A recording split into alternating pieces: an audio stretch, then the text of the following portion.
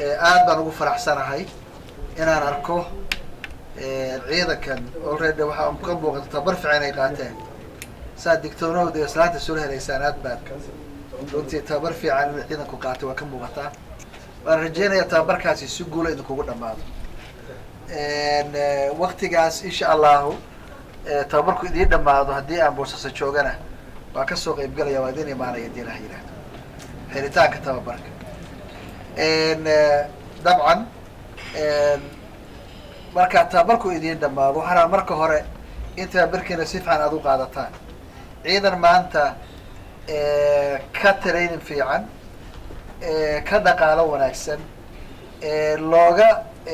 dadaal badan yahay ciidankan ma jiraan umalaynaya marka waxaa la idinka rabaa sida haddee aad laydinkugu roon yahay ama mushaar ha noqoto ama tababar ha noqoto ama dhaqaaliin kale ha noqotee inaad ciidanka inta kale ka horeysaan baa laydinka rabaa ciidamada iyada kale duruufo adag ba ku shaqeeya laakin axad waxaan is leenahay idinku aad baad uga duwan tihiin oo niman dhaqaala haystaa gacanta idinku haya waan rajeynaynaa marka in aad ku dadaashaan